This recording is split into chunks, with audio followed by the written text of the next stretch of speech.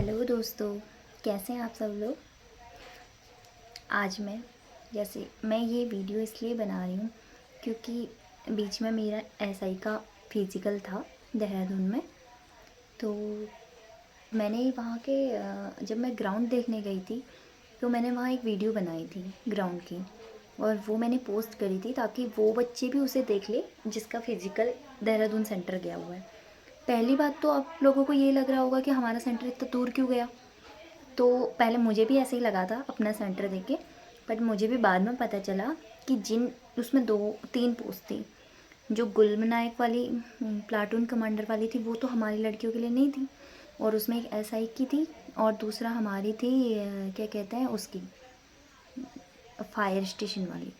तो आप लोगों को पता है फायर स्टेशन वाली जो पोस्ट है उसको सिर्फ जो बीएससी वाले हैं वो लोग भर पा रहे थे। तो इसलिए हमें मतलब उस टाइम अगर ये पता होता कि सेंटर देहरादून जाएगा उनका, तो मैं तो शायद नहीं भरती फायर स्टेशन वाला, मैं एक ही पोस्ट के लिए अप्लाई करती। बट फिर मुझे नहीं पता था, तो इसलिए मैंने दोनों के लिए मैं एलिजिबल थी तो मैंने कर दिया। अब जिन्होंने दोनों पोस्ट के लिए अप्लाई करा है, फायर स्टेशन और उस एसआई सब इंस्पेक्टर वाले, तो वो दोनों पोस्ट वालों का देहरादून सेंटर गया है, सब लड़कियों का। और जिन्होंने सिर्फ एसआई के लिए अप्लाई करा है, यानी कि शायद मे बी आर्ट साइट वाले, तो उनका सेंटर गया है रुद्रपुर। तो मेरा सेंटर देहरादून गया था। तो जब मैं यहाँ 31 तारीख से निकली थी बागेश्वर से, तो मैं देहरादून बस से गई थी। बस से गई थी तो मेरा मतलब सुबह जाती है यहाँ जो बागेश्वर वाले होंगे, बागेश्वर से इधर मतलब गरुड़ वरुड़ वाले, तो उनको एटलीस्ट मैं ये तो बता दूँ। कई लोग ऐसे भी सोच रहे होंगे जो दूर, उनको लग रहा होगा यार हमारा सेंटर दूर है, कैसे जाएंगे वहाँ फ़िज़िकल देने। तो आप लोग मतलब सुबह यहाँ से बस जाती है 5 बजे कंटिन्यू रोज़। तो लेकिन आपको ना, जैसे आपको जैसे अब मुझे मेरा फ़िज़िकल था 2 को, तो मुझे यहाँ से निकलना था 1 को, यानी कि मेरे को 1 को टिकट बुक करानी थी 2 के लिए, ताकि 2 को सीट मिले। पहले मुझे नहीं पता था कि इस वाले बस की भी टिकट बुक करानी है करके। मैंने सोचा था मैं सुबह वहाँ स्टेशन पे चले जाऊँगी, मुझे बस मिल जाएगी, पर ऐसा नहीं हुआ। मुझे बाद में पता चला, तो मैंने रात को 7-8 बजे बुक करी टिकट। तो डायरेक्ट अगर बागेश्वर से आप जाते हो, बिलोना से आती है बस, तो बागेश्वर से लेके देहरादून तक जो डायरेक्ट बस जाती है सुबह 5 बजे, वो बागेश्वर स्टेशन से निकल जाती है, बिलोना से निकलती है मतलब 5 बजे, और अभी यहाँ 5:05 समथिंग पहुँचती है यहाँ स्टेशन पे। तो आप उसमें जा सकते हैं, उसका टिकट 785 समथिंग ऐसा कुछ है, नहीं 757 रुपीज़ है। तो आप उसको पहले दिन से ही बुक कर लें, ताकि अगर आप ऐसे सोच रहे हो कि हम वहाँ जाएंगे स्टेशन में और बस वाला हमको बैठा देगा, तो नहीं बैठाएगा, क्योंकि सीट पहले से ही बुक हो जाती है।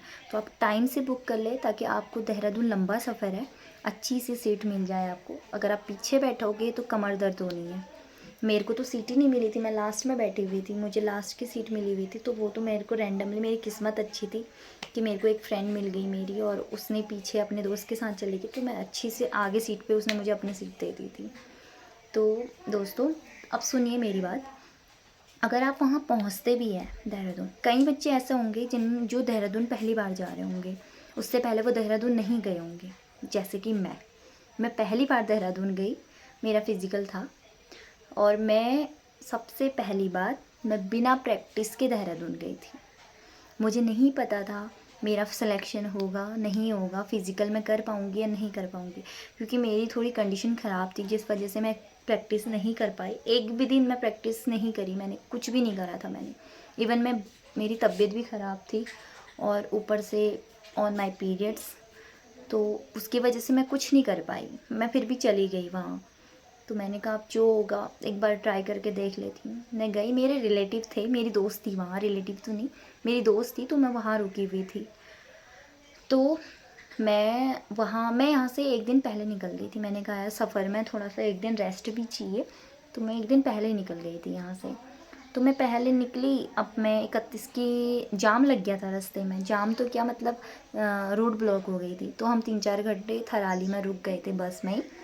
तो इसलिए मैं आप लोगों से कह रही हूँ कि आप अपने फ़िज़िकल से एक दिन पहले निकल जाएं, जैसे मेरा फिजिकल 2 को था और शायद 2 शायद क्या हमारी जो एसआई की भर्ती है उसका फिजिकल 2 सितंबर से 5 अक्टूबर तक है और लड़कियों की शायद 18 सितंबर तक लास्ट है। उसके बाद तो उसमें 5 अक्टूबर तक लड़कों की है।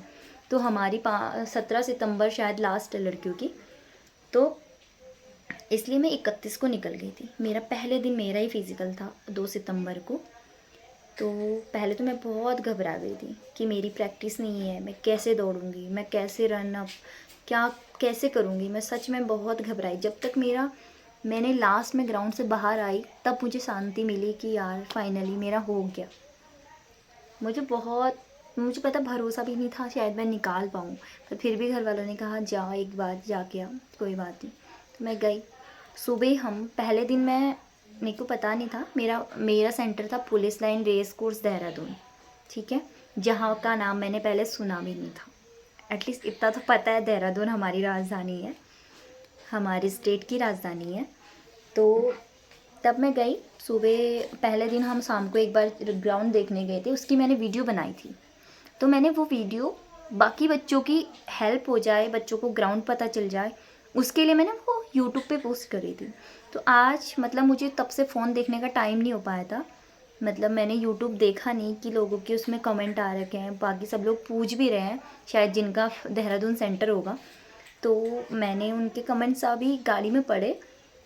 तो मैंने कहा यार इनको रिप्लाई करना है, तो मैं इतनों के कमेंट का रिप्लाई नहीं कर पाई। तो मैंने सोचा मैं अपना एक्सपीरियंस आप लोगों के साथ शेयर कर दूं, ताकि जो बाकी के बच्चे डर रहे हैं या उनका कॉन्फिडेंस लेवल लो कर रहे हैं, डिमोटिवेट हो रहे हैं, तो वो ना हो। मैं बताती हूँ आपको। तो आपको सबसे पहले तो मैं बता रही हूँ, जब वहाँ पे आपको टाइमिंग दे रखा है सुबह 6 बजे आपको ग्राउंड में पहुँच जाना, ठीक है। शायद हम तो 6 बजे से पहले ही पहुंच गए थे, हम 5:15 पे वहाँ ग्राउंड में पहुंच गए थे। तो जिस दिन हमारा फिजिकल था उस दिन पहली रात यानी कि 1 तारीख की रात को रात के 1 बजे से कंटिन्यू बारिश थी। हम बारिश में ही गए। हमने सुबह कैब बुक करी। वहाँ पे ऐसा आप लोग सोच रहे होंगे कि 4-5 बजे हम रूम से निकलेंगे, ऑटो करेंगे, तो शायद ये पॉसिबल नहीं होगा। आपको रैपिडो से बुक कराना पड़ेगा कैब वगैरह। तो वो आ जाते हैं, आपको लोकेशन देनी होती है तो वो आ जाते हैं। वो आपको आपके जहाँ आपको जाना है वहाँ छोड़ देंगे, ठीक है। तो फिर हमने भी कैब बुक करी थी। बारिश थी तो सब लोग मना कर रहे थे आने के लिए। एक कैब बड़ी मुश्किल से हमारी बुक हुई थी, मतलब 1 घंटा पूरा लगा था हमें एक कैब वैब मंगाने में। तो फिर जब कैब आई तो हम गए। उसके बाद हम वहाँ पहुँचे 5:45 पे। हम गेट पे पहुँच गए थे। हम अंदर उतरे, मतलब वहाँ पे कोई ऐसी जगह नहीं, इतनी तेज़ बारिश हो रही थी, हम छाता भी नहीं था हमारे पास और हम भीग रहे थे। फिर हम ऊपर गए, वहाँ पे बैठने की सुविधा बनाई है ग्राउंड में। तो ऊपर गए, सारे बच्चे ऊपर बैठे हुए थे, हम भी वहाँ जाके बैठ गए। अब अंधेरा हुआ था, इतनी तेज़ बारिश हो रही थी, ग्राउंड पूरा पानी से भरा हुआ था। होता है ना, कितने नर्वस होंगे हम कि सबसे पहला दिन हमारा। ऊपर से मेरी फिजिकल में कोई प्रैक्टिस ही नहीं थी। बिना प्रैक्टिस से यहाँ से मुंह उठा के मैं फिजिकल देने चली गई। फिर तीसरा, ऊपर से ग्राउंड इतना गीला। चौथा, फिर इतनी भीड़ बच्चों की। मतलब मैं बहुत ज़्यादा डर गई थी, मुझे मुश्किल लग रहा था अपना फिजिकल हो पाना। फिर हमारे सर लोगों ने हमसे कह दिया कि वेट करो, बारिश बंद हो जाएगी। तो फिर थोड़ी देर, थोड़ा जैसा 6 बजे करीबन उजाला हो गया। तो सर लोगों ने फिर थोड़ा मतलब हमको सीटिंग अरेंजमेंट अच्छे से बताया, सीक्वेंस से। रोल नंबर, हमारे जो एडमिट कार्ड पे रोल नंबर था उसके अकॉर्डिंग हमें बैठाया, ठीक है। उसके बाद सबसे पहले जब हम वहाँ बैठे तो हमें ये नहीं पता था हमें क्या क्या डॉक्यूमेंट ले जाने हैं।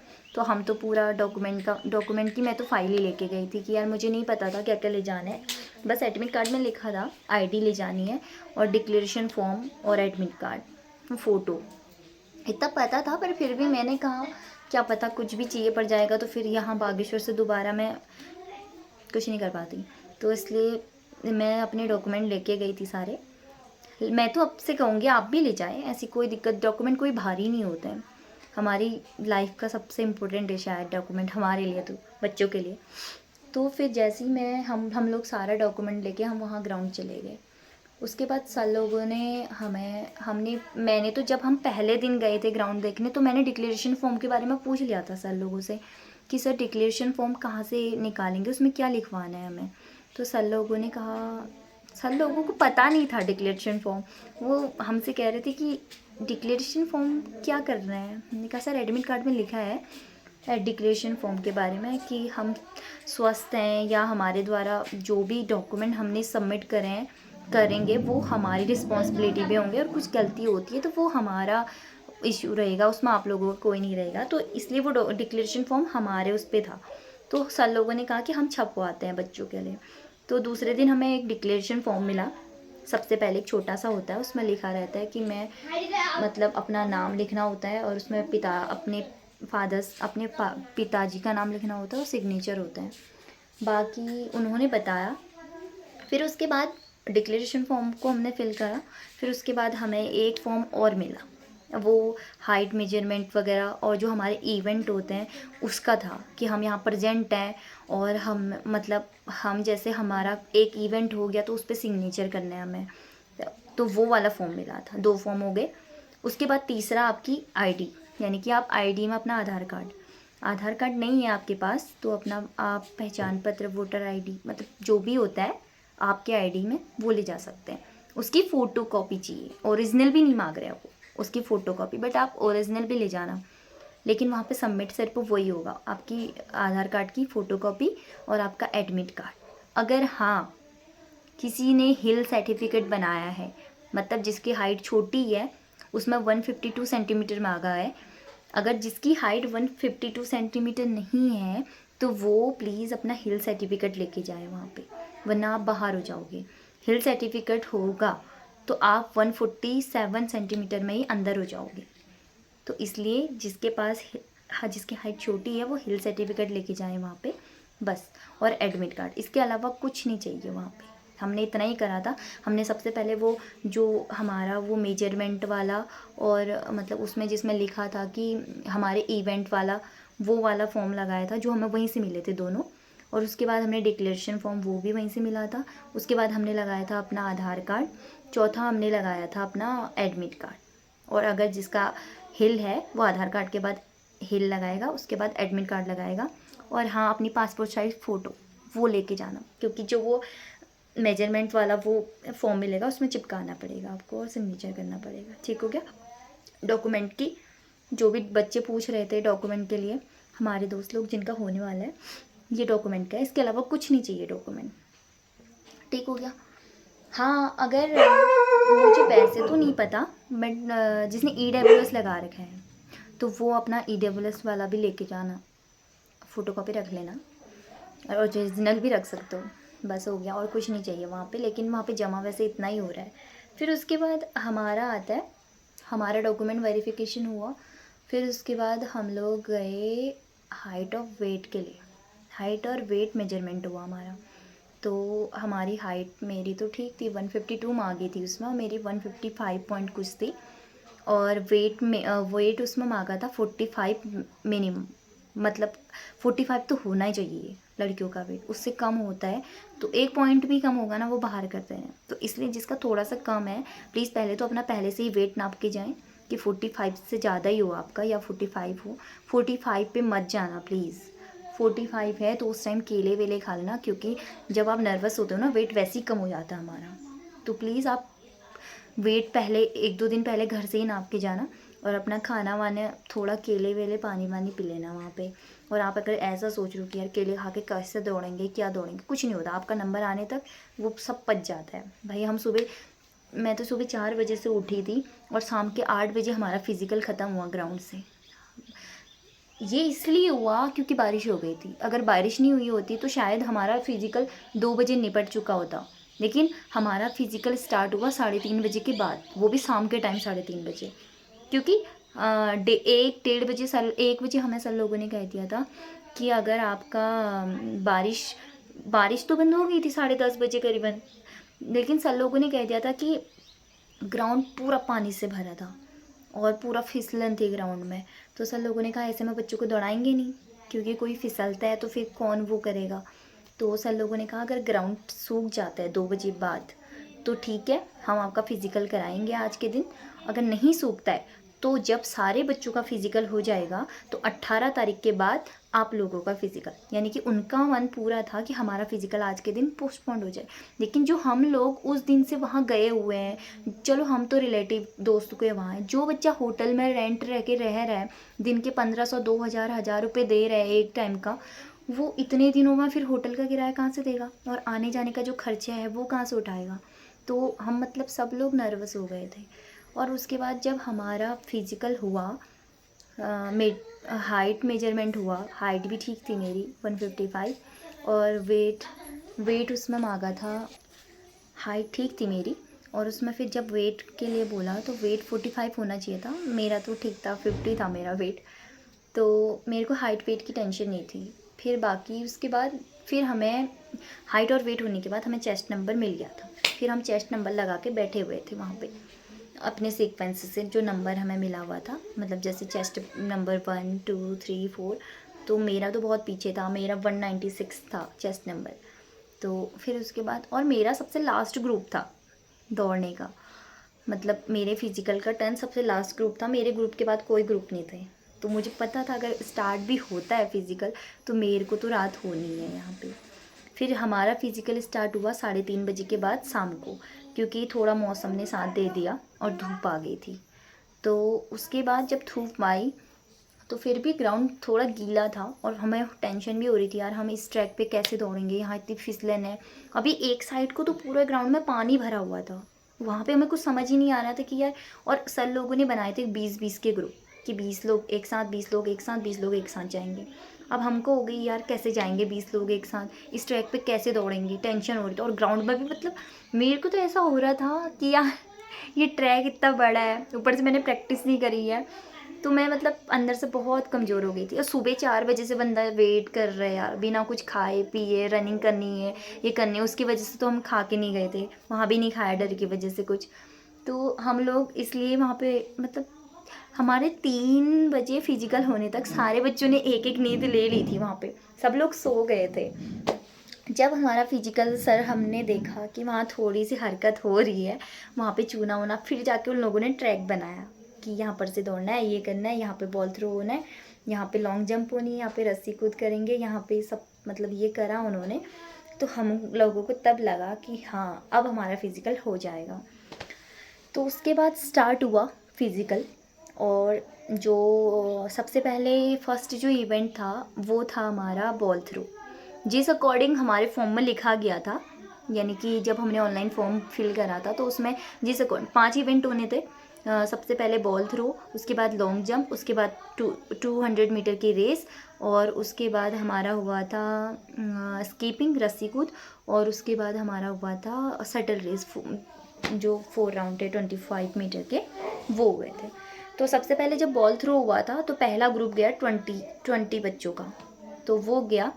और बॉल थ्रो में ऐसा था कि एक बच्चे को 3 चांस मिलेंगे, अगर वो एक ही बार में 20 मीटर फेंक देता है, 20 मीटर क्वालिफाइंग था, इसमें कोई नंबर इंक्लूडेड वाला नहीं था, सिर्फ क्वालिफाइंग था ये फिज़िकल। तो 20 मीटर जो फेंक देता है वो क्वालिफाई। तो अगर एक बार में 20 मीटर नहीं फेंका जाएगा तो दूसरा राउंड मिलेगा, दूसरी बार में भी नहीं फेंका जाएगा तो तीसरा राउंड मिलेगा, जो तीसरे बार में भी नहीं फेंक सकता वो इवेंट से बाहर हो जाएगा। ये थी कंडीशन। तो जब पहली बच्ची गई तो उसने 20 मीटर फेंक दिया। हमें ट्रैक बहुत लंबा लग रहा था 20 मीटर का, जहाँ से हम देख रहे थे हमें लग रहा था यार ये 20 मीटर तो है नहीं है, ऐसा लग रहा है 50 मीटर होगा, 35 मीटर ऐसा होगा, मतलब बहुत बड़ा लग रहा था। तो हमें वहाँ नीचे जाने नहीं दिया ग्राउंड में। और मैंने जब मैं वहाँ गई तो मैंने पहले वीडियो बनाई थी जब बारिश वारिश आ रही थी, लेकिन फिर बाद में हमें इंस्ट्रक्शन मिल गए थे कि यार आप लोगों को फ़ोन यूज़ नहीं करना है, वीडियो नहीं बनानी है, अगर वीडियो बनाता हुआ कोई पकड़ा गया तो हम उसका फ़ोन जमा कर देंगे।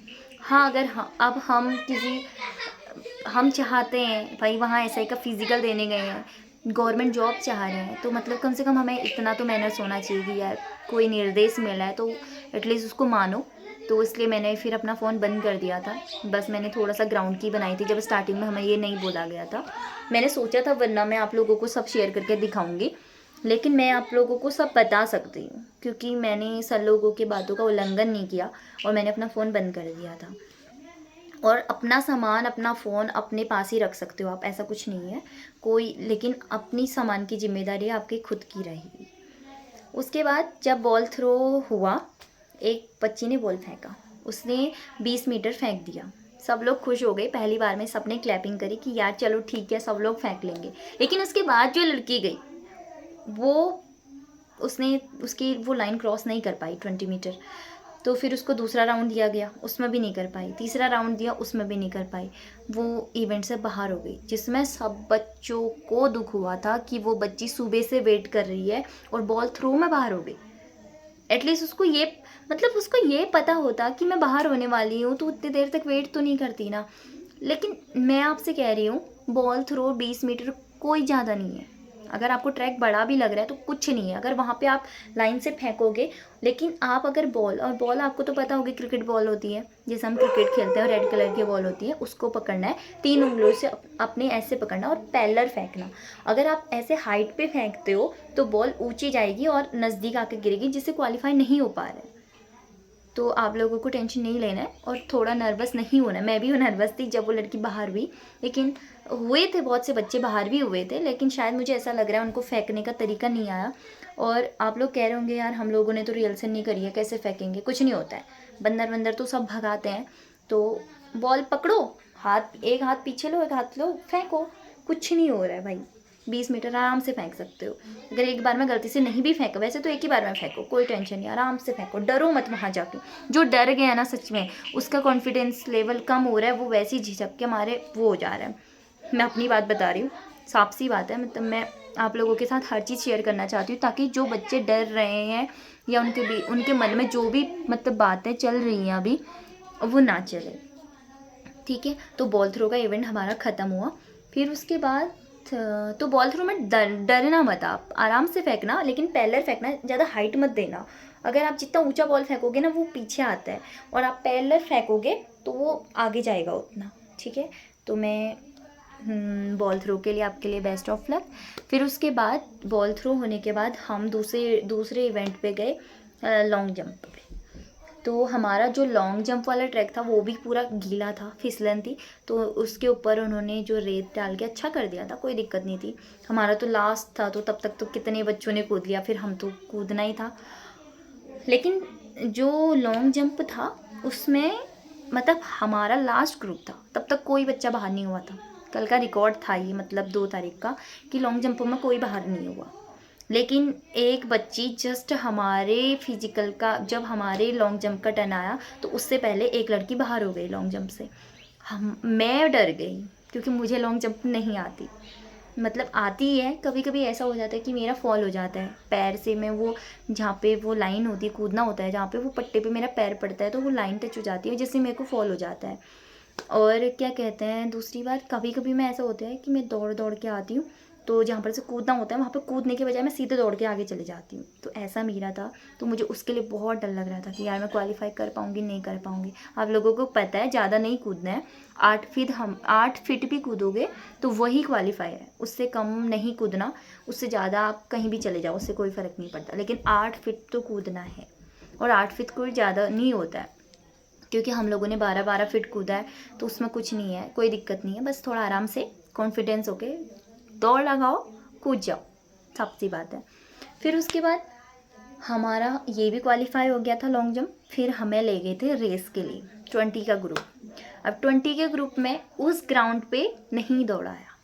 आप लोगों को ग्राउंड पे दौड़ाएंगे ऑब्वियसली, लेकिन हमें नहीं दौड़ाया, बिकॉज ग्राउंड गीला था, पूरे ग्राउंड में पानी था, फिसलन थी, जिसकी वजह से मुझे नहीं लग रहा शायद बच्चे दौड़ भी पाते वहाँ पे ग्राउंड में। तो हम लोगों को वहाँ पीछे की साइड रोड थी, तो वहाँ पे दौड़ाया था। लेकिन रोड इतनी बड़ी लग रही थी ना, कि कैसे हम 40 सेकंड में इस रेस को कंप्लीट करेंगे 200 मीटर। आप लोगों को पता है ना कि 40 सेकंड में हमें 200 मीटर की दौड़ कंप्लीट करनी थी। तो जब वहाँ पे बच्चों को लेके जा रहे थे मुझसे पहले, तो शायद 5-5 के ग्रुप में दौड़ा रहे थे। तो हमने देखा, ऊपर से हमने रोड को, नीचे को देखा, तो 5 के 5 रस्सी से अंदर आ गए। हमको लगा 5 के 5 क्वालिफाई हैं, तो आ गए। हमने कहा यार जब ये 5 दौड़ सकता है, हम क्यों नहीं दौड़ सकते हैं। फिर हमने दूसरा ग्रुप देखा, उसमें भी 5 को दौड़ा दिया था, तो वो भी 5 के 5 रस्सी से अंदर आ गए। हमने सोचा ये भी क्वालिफाई है, हमने कहा जब 10 बच्चे दौड़े और उसमें से एक भी बाहर नहीं हुआ, इसका मतलब इतने गिरे हुए तो हम है नहीं कि हम नहीं दौड़ पाएंगे। तो हम खुश हो गए कि यार चलो हम भी दौड़ लेंगे। उसके बाद हमारा टर्न आया, तो हमें वहाँ पे जाके, जहाँ पे हमारी रेस होनी थी रोड में, तो हमें वहाँ पे पता चला कि यार क्या करना है, दौड़ना है नहीं दौड़ना है, कैसे दौड़ेंगे। खुश भी थे, मेरे को तो लगा था शायद मुझे लगा था कि मैं दौड़ लूँगी, अभी तक के बच्चों ने निकाल दिया तो मैं भी निकाल लूँगी रेस। तो मैं गई वहाँ पे, तो सर ने कहा कि बच्चों थोड़ा तेज़ दौड़ना, यहीं से स्पीड पकड़ना, रुकना मत, और जैसी लाइन टच करने वाले होंगे तो आपके पैर पीछे को आएंगे, लेकिन आप रुकना मत, आप जान लगाना और आगे जाना, क्योंकि हर बच्चा लाइन आते ही रुकने की कोशिश करता है और वो लाइन आने से पहले ही रुक जाते हैं। आप लाइन को मत देखो, दौड़ते रहो, पुलिस वाले खुद पकड़ेंगे आपको वहाँ पर से जाके।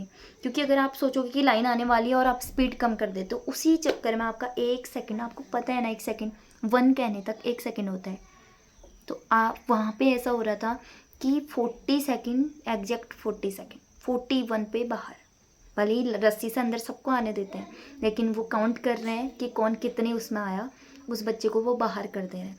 मैं बताती हूँ आपको, टाइम का अगर समझ नहीं आएगा दौड़ते टाइम कि मेरे 40 हुए या नहीं हुए, तो आपको जैसे 5 या 6 करके जितनी भी दौड़ाएंगे, तो आपको पहले स्पीड पकड़नी है, ठीक है। अगर आप स्पीड पकड़ के आगे आ गए, तो आपको, जैसे आप लोग 2-3 लोग आगे चले गए, तो आपको उन 2-3 लोगों से पीछे नहीं आना है। मेरा यकीन मानिए, जो आप तो अगर आप 5 के 5 दौड़ाए और 5 के 5 साथ साथ में दौड़ के वहाँ क्रॉस कर रहे हो ना, तो यानी कि आप अंदर हो, किसी को बाहर नहीं करेंगे वो। अगर आप में से 4 आगे जाके दौड़े और एक पीछे रह गया ना, तो वो सीधे कह देंगे कि यार 41 सेकंड हो गया, 42 सेकंड हो गया, आपको बाहर कर देंगे। तो इसलिए मैं कह रही हूँ, इतने सारे इवेंट देने के बाद आप रेस में बाहर मत होना प्लीज़। उसके बाद मेरी रेस हुई थी, तो मेरे से पीछे कोई ग्रुप नहीं था, तो हमारे सारे ग्रुप वाले दौड़ गए थे, मतलब सारे पहले के दौड़ गए थे, फिर हमारी भी हुई थी। तो मतलब जैसी लाइन आने वाली थी ना, मैं तो डर गई थी यार कि मैं रेस कर पाऊँगी नहीं कर पाऊँगी। जैसी लाइन आने वाली थी, मतलब कि हम दौड़े वहाँ से, यहाँ से सर ने कहा गो।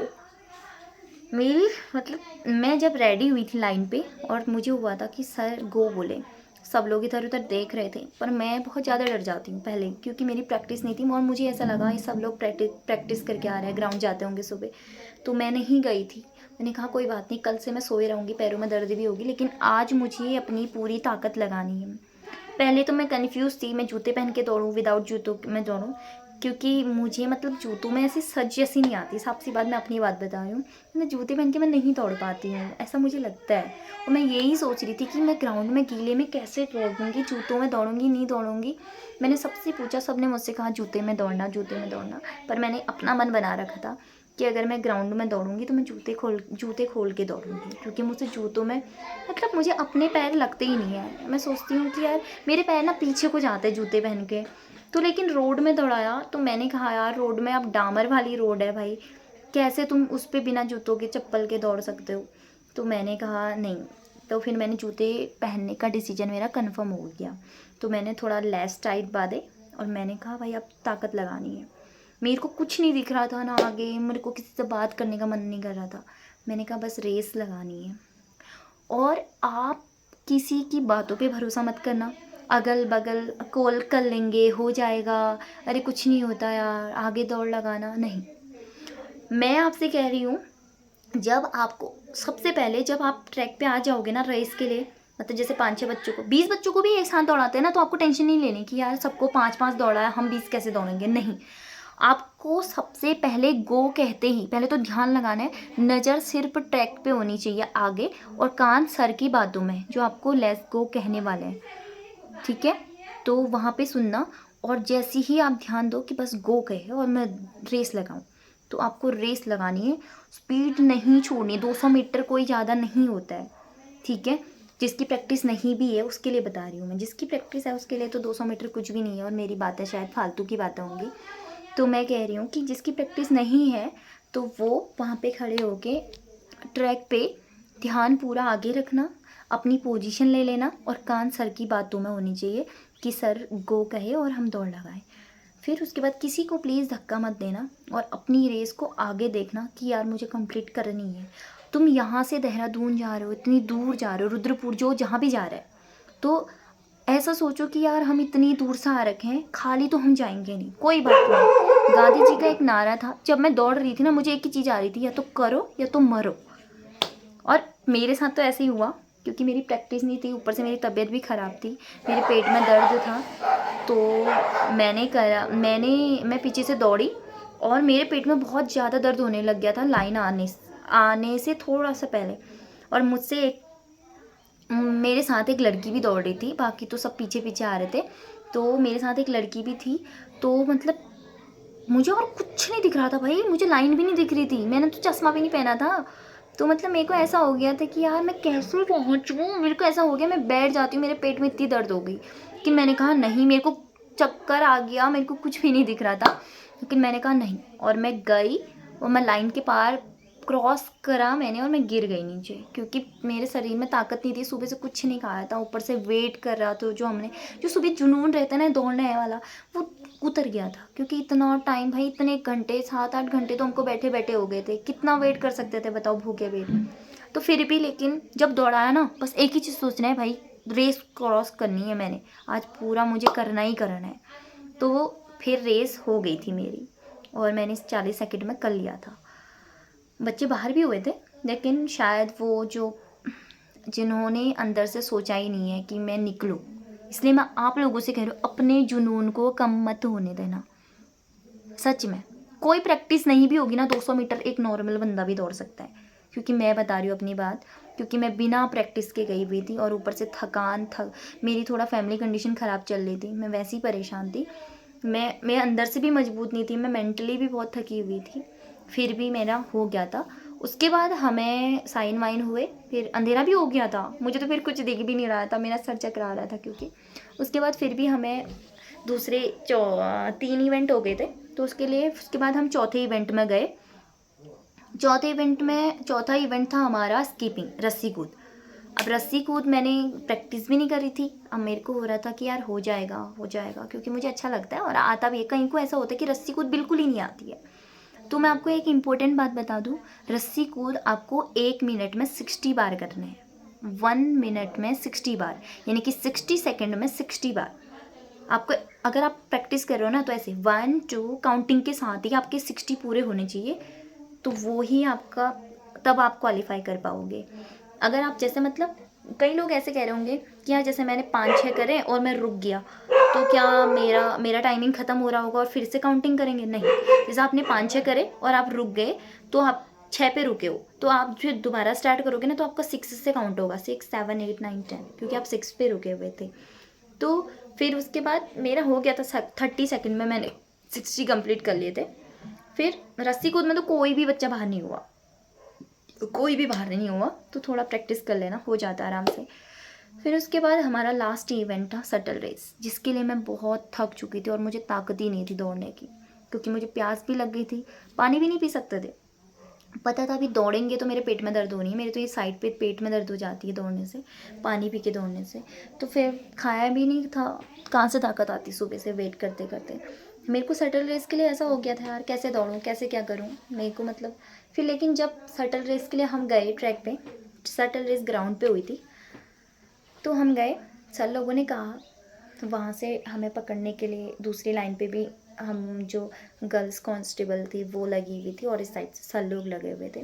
तो सर लोगों ने कहा कि इतने इवेंट तुम लोगों ने पास कर लिए हैं। सर लोग बहुत कॉन्फिडेंस, बहुत मोटिवेट करते हैं वहाँ पर से। सर लोगों ने कहा तुमने सारे इवेंट पास कर लिए हैं, तो लास्ट इवेंट पे अपना कॉन्फिडेंस कम मत करो, क्योंकि अगर तुमने अभी कम कर दिया तो इतना सब कुछ होने के बाद इतनी देर में तुम फिर ग्राउंड से खाली हाथ वापस जाओगे, तो ये तुम्हें अच्छा नहीं लगेगा।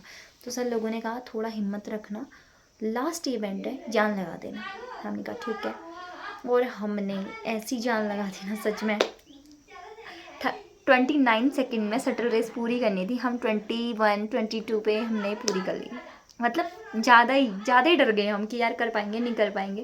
मेरे को तो ऐसा हो रहा था मैं जैसे तैसे 4 राउंड पूरे करूँ, मैं कब बैठूँ कब सोऊँ, इतना थक चुकी थी मैं। और शटल रेस भी कंप्लीट हुआ।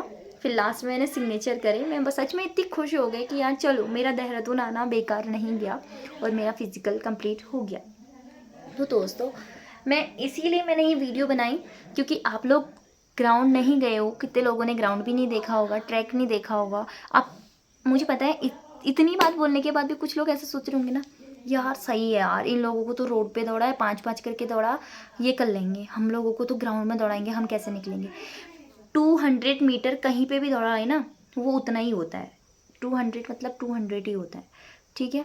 अगर आपको लग रहा है कि 200 का ट्रैक बनाया होगा कि 100 यहाँ से यहाँ, 100 यहाँ से यहाँ, तो नहीं, ग्राउंड गोल राउंड होता है। अगर देहरादून आपका पुलिस रेस कोर्स पे है तो वो 400 शायद 425 मीटर का है वो ग्राउंड, और उसका सर लोगों ने थोड़ा मतलब हाफ से कम करा था, तो वो था हमारा 200 का। तो जैसे कि मतलब मैंने आपको अपने पिछले वाले वीडियो पे मैंने वीडियो डाली है ग्राउंड की, तो उस ट्रैक से यहाँ पर तक वो 200 मीटर ही है। तो वो थोड़ा राउंड शेप में होता है, तो आपको लगेगा नहीं कर पाएंगे, लेकिन आपको अपनी हिम्मत रखनी है और स्टार्टिंग में जब गो कहेंगे तब पूरा जोर लगा देना, और जोर को अपने कंटिन्यू रखना है फिनिशिंग लाइन तक। बस फिर कोई टेंशन नहीं है, कोई डरना नहीं, और ग्राउंड पे जूते पहन के ही दौड़ना, क्योंकि ग्राउंड पे भी पत्थर हो रहे हैं, खाली आपके पैर में चुभ जाएंगे, फिर बाद में अफसोस होगा कि यार मैं जूते पहन के क्यों नहीं दौड़ा और मेरे पैर में लग गई, ये हो गया वो हो गया। और सुनो कि जब लॉन्ग जंप होगी ना तो थोड़ा आराम से कूदना ताकि आपका पैर ना मुड़े, क्योंकि लॉन्ग जंप के तुरंत बाद वो लोग रेस करा रहे हैं 200 मीटर की, तो अपने पैर को मत मुड़ने देना। और कोई ज़्यादा दिक्कत की बात नहीं है, बस अपने अंदर की जो हिम्मत है ना वो कम मत होने देना। उसके अलावा कुछ नहीं है फिजिकल में यार, इतना तो एक जो SI है ना उसको इतना तो होना ही चाहिए। और SI का फिजिकल बहुत ईजी बना रखा है, SI के लेवल की अकॉर्डिंग बहुत कम फिजिकल है जो कि एक बच्चा बिना प्रैक्टिस के कर सकता है, ठीक है। तो मैं आप लोगों से कह रही हूँ कि अगर इसके अलावा भी आप कुछ जानना चाहते हैं, वैसे तो और कुछ है नहीं मुझे लगता है, तो फिर भी मैंने आप लोगों के लिए पूरी वीडियो बनाई। और सॉरी थोड़ा लेट हो गया क्योंकि मेरे को टाइम ही नहीं हो पाया। अभी मैं अपने फ़ोन को खोल रही हूँ, अभी मैंने मतलब रेस्ट नहीं करा है, सफ़र फिर आते टाइम भी सफ़र ट्रेन में, तो मेरे को अभी टाइम नहीं हो पाया था। तो अभी मुझे फ़ोन चार्ज पे लगाया मैंने कहा, क्योंकि कितनों का तो फिज़िकल कल हो गया, कितनों का आज हुआ होगा, तो शायद उन दोनों को मैं नहीं बता पाई। तो बाकियों का जिनका होना है तो उनको ऑल द बेस्ट, और डरना मत। और प्लीज़ अपने मेरे चैनल को सब्सक्राइब करना, लाइक करना, शेयर करना प्लीज़। और क्या कहते हैं, जब आप लोगों का फ़िज़िकल हो जाए तो मेरे साथ शेयर करना कि हाँ हमारा फ़िज़िकल हुआ था, कमेंट करना प्लीज़। और मेरा तो अच्छे से हो गया था, मैं बहुत खुश हो के आई थी देहरादून से। तो आप लोगों को भी कोई टेंशन की ज़रूरत नहीं है कि बॉल थ्रो में बाहर हो रही है, हो रहा है, कोई नहीं होता भाई। जिसके अंदर अपनी हिम्मत है ना, फेंको बॉल, क्या करना है, बॉल ही तो फेंकनी है। बंदर तो भगाए होंगे, गाँव वालों ने तो बहुत बंदर भगाए होंगे, तो फेंकना है, पैलर फेंको, बस हो गया।